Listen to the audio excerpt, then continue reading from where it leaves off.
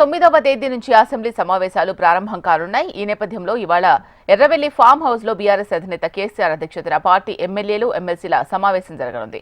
Assembly సమావేశాల్లో అనుసరించాల్సిన వ్యూహాలపై గులాబీ బాస్ నేతలకు దిశానిర్దేశం చేయనున్నారు.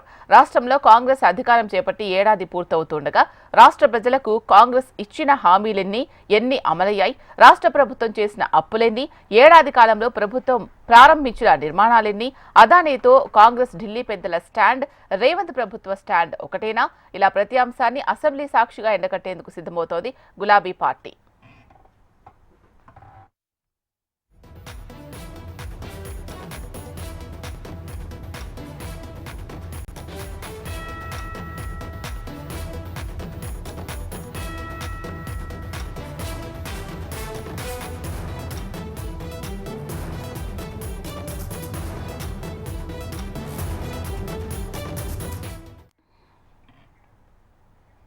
కాంగ్రెస్ ఏడాది పాలనలో విఫలమైన అంశాలను బలంగా ప్రజల్లోకి తీసుకెళ్లాలి అంటే అసెంబ్లీని వేదికగా చేసుకోవాలని గులాబీ పార్టీ భావిస్తోంది. ప్రజాక్షేత్రంలోకి వెళ్లడానికంటే కూడా అసెంబ్లీ వేదికగా ప్రభుత్వాన్ని ప్రశ్నించి ఇరుకున పెడితే ప్రజల్లోకి బాగా వెళ్తుందని, పార్టీకి సైతం మైలేజ్ వస్తుందని, ప్రజల్లోనూ పార్టీకి ఆదరణ పెరుగుతుందని భావిస్తోంది బీఆర్ఎస్. మరోవైపు తెలంగాణ రాష్ట్రంలో కాంగ్రెస్ పార్టీ అధికారంలోకి వచ్చి సంవత్సరం పూర్తవుతున్న నేపథ్యంలో ప్రభుత్వం తరపున ప్రజాపాలన విజయోత్సవ వేడుకలు నిర్వహిస్తోంది రేవంత్ సర్కార్. ఈ సందర్భంగా ఏడాది కాలంలో చోటు చేసుకున్న కాంగ్రెస్ సర్కార్ వైఫల్యాలు ఎండగట్టేందుకు అసెంబ్లీ సమావేశాలపై ఫోకస్ పెట్టింది బీఆర్ఎస్.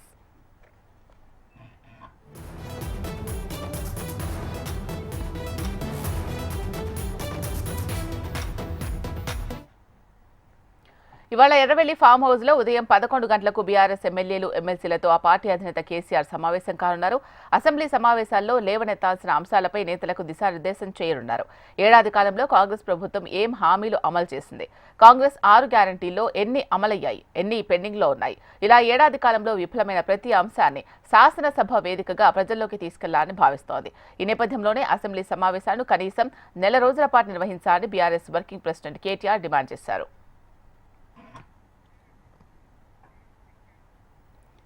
అసెంబ్లీ సమావేశాల నేపథ్యంలో ఎర్రవెల్లి ఫామ్ హౌస్ లో మొన్న బీఆర్ఎస్ అధినేత కేసీఆర్ తో కేటీఆర్, హరీష్ రావు భేటీ అయ్యారు.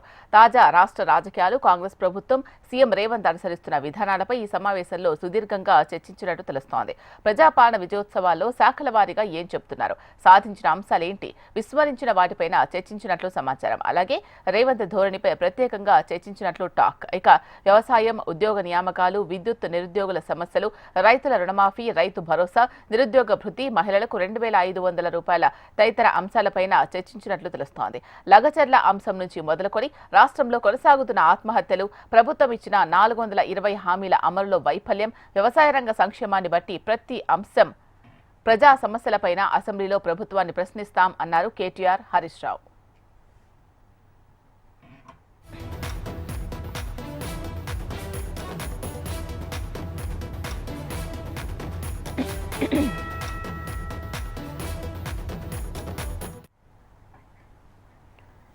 మాజీ సీఎం కేసీఆర్ తో భేటీ నేపథ్యంలో జూబ్లీహిల్స్ పోలీస్ స్టేషన్ ఘటన, ఎమ్మెల్యే పాడి కౌశిక్ రెడ్డిపై కేసు, మాజీ మంత్రి హరీష్ రావు ఇతర నేతల అరెస్టు అంశాలు, అక్రమ అరెస్టులను నిరసిస్తూ ట్యాంక్బండ్ అంబేద్కర్ విగ్రహం వద్ద బీఆర్ఎస్ నిరసనల నేపథ్యంలో జరిగిన హౌస్ అరెస్టుల అంశంపైన చర్చించినట్లు తెలుస్తోంది.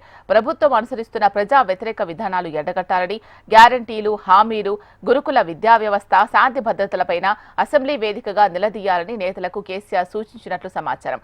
స్థానిక సంస్థల ఎన్నికలు రాబోతున్న తరుణంలో ప్రభుత్వ వైఫల్యాలే కలిసి వస్తాయని కేసీఆర్ తో చెప్పినట్లు తెలుస్తోంది. తెలంగాణలో కాంగ్రెస్ అధికారంలోకి వచ్చిన నాటి నుంచి సబ్బండ వర్గాలకు చేసిన అన్యాయాలను అసెంబ్లీ వేదికగా ప్రశ్నిస్తామన్నారు నేతలు. మరోవైపు పార్టీ ఫిరాయింపులు, పార్టీ మారిన వారికి పదవులు తదితర అంశాలతో పాటు మరికొంతమంది పార్టీని వీడుతారు అనే ప్రచార నేపథ్యంలో వారికి గులాబీ బాస్ భరోసా కల్పించే అవకాశం ఉంది. పార్టీ మారితే భవిష్యత్ ఉండదు అనే అంశాన్ని నేతలకు కేసీఆర్ వివరించే ఛాన్స్ ఉంది.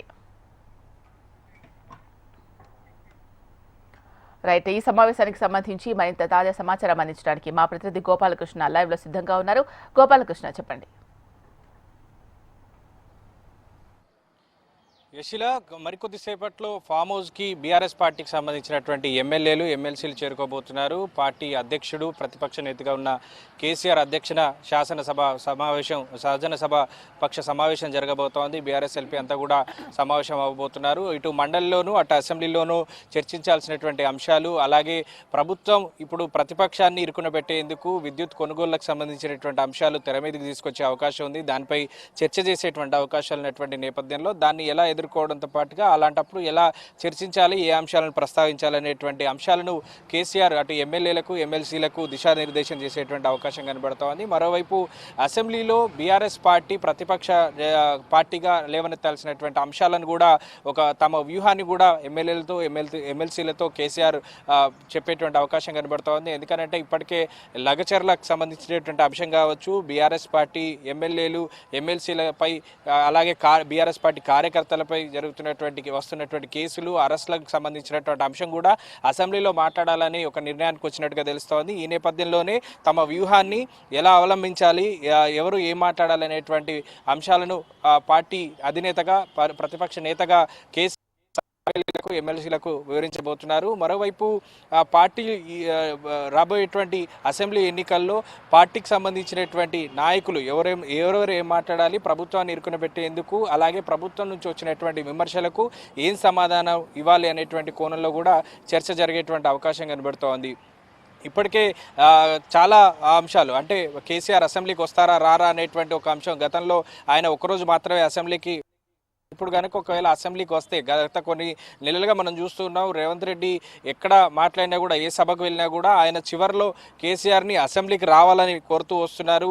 అసెంబ్లీకి చర్చిద్దాం, గతంలో జరిగినటువంటి విద్యుత్ కొనుగోళ్ల అంశంపై చర్చిద్దాం, కాళేశ్వరంపై చర్చిద్దాం అనేటువంటి ప్రశ్నలు చేస్తూ వస్తున్నారు. ఆయనను ఒక రిక్వెస్ట్ మోడ్లో మాట్లాడుతూ వస్తున్నారు, అలాగే రావాలని ఆహ్వానిస్తూ కూడా చెప్తూ వస్తున్నారు. ఈ నేపథ్యంలో కేసీఆర్ ఇప్పుడు అసెంబ్లీకి వస్తారా, అసెంబ్లీకి ఒకవేళ వస్తే ఎలాంటి వ్యూహాన్ని అవలంబిస్తారనేటువంటిది కూడా ఉత్కంఠగా మారింది. మరి కేసీఆర్ అసెంబ్లీకి వస్తారా రానే అనేది ఇప్పుడు జరగబోయేటువంటి సమావేశంలో ఒక నిర్ణయం తీసుకునేటువంటి అవకాశం ఉంటుంది. మరోవైపు ఇప్పుడు జరగబోయేటువంటి అసెంబ్లీ సెషన్స్ అన్ని కూడా ఎన్ని రోజులు జరపాలనేటువంటి అంశాన్ని కూడా ప్రతిపాదించాలి అనేటువంటి కోణంలో ఉంది. బీఏసీ సమావేశంలోనూ బీఆర్ఎస్ పార్టీ ఏ నిర్ణయం తీసుకోవాలి, బీఏసీ సమావేశంలో ఏ చర్చను తీసుకురావాలి అనేటువంటి అంశాన్ని కూడా కేసీఆర్ వారికి దిశానిర్దేశం చేసేటువంటి అవకాశం కనబడుతోంది. మరికొద్దిసేపట్లో ఎమ్మెల్యేలు ఎమ్మెల్సీలు అందరూ కూడా ఫామ్ హౌస్ చేరుకోబోతున్నారు.